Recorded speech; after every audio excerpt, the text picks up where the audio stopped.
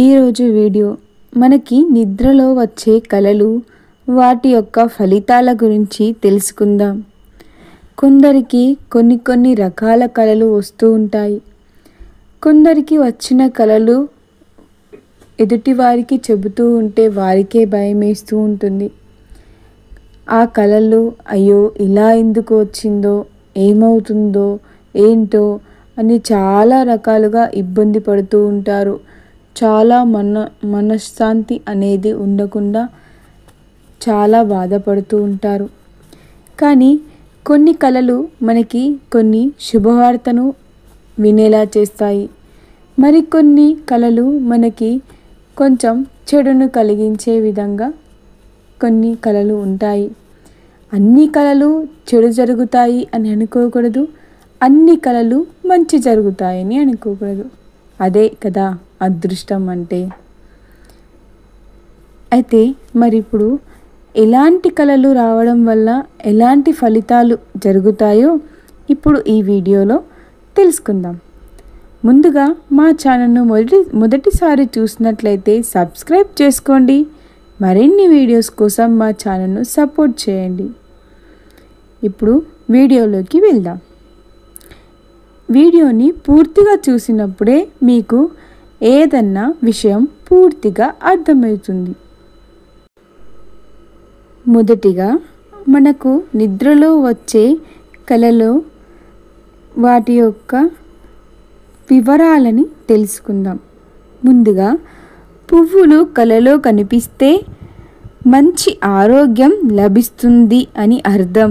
వినాయకుడు కలలో కనిపిస్తే ఆనందం, శ్రేయస్సు, అడ్డంకులు అన్నీ తొలగిపోతాయి. దెబ్బలు తింటున్నట్టు కలలో కనిపిస్తే మీరు పరీక్షలలో ఉత్తీర్ణులు అయ్యే అవకాశాలు ఏర్పడతాయి అని అర్థం. గుడ్లగూప కలలో కనిపిస్తే శుభ సంకేతంగా భావించవచ్చు.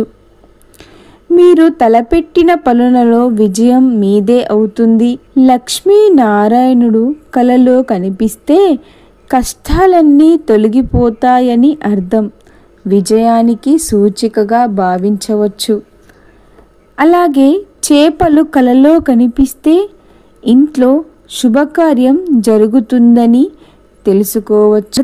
కలలో దీర్ఘ సుమంగళి యోగం మీకు ప్రాప్తిస్తుంది.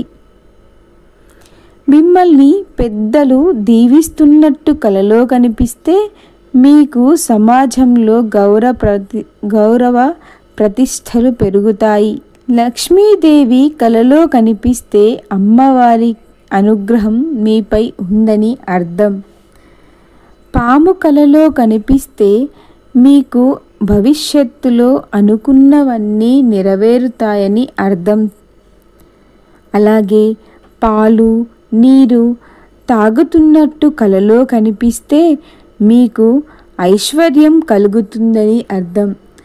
ఐశ్వర్యంతో పాటు మీకు డబ్బు నిలకడగా ఉంటుందని అర్థం చేసుకోవచ్చు.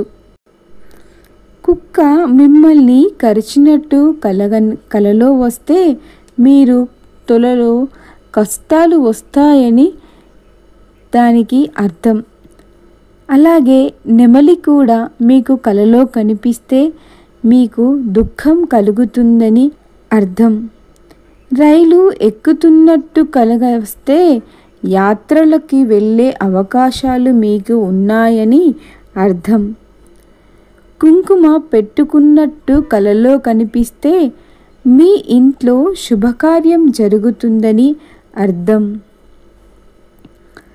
కాలు జారి పడినట్టు కల వస్తే మీకు అష్ట కష్టాలు ఎదురవుతాయని తెలుసుకోవచ్చు. అద్దం కలలో కనిపిస్తే మానసిక ఆందోళనకి గురి అవుతారట.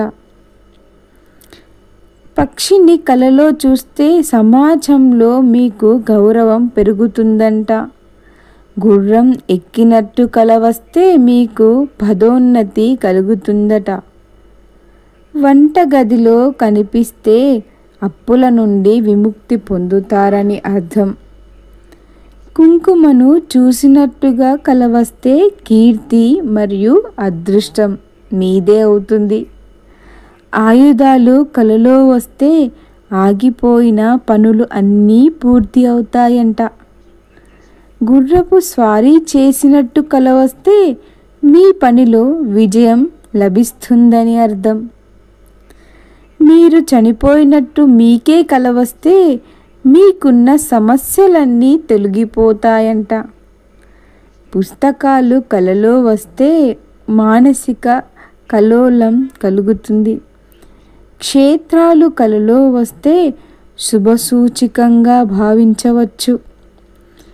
జలపాతం కలలో కనిపిస్తే ఆందోళన నుండి విముక్తి పొందుతారని అర్థం.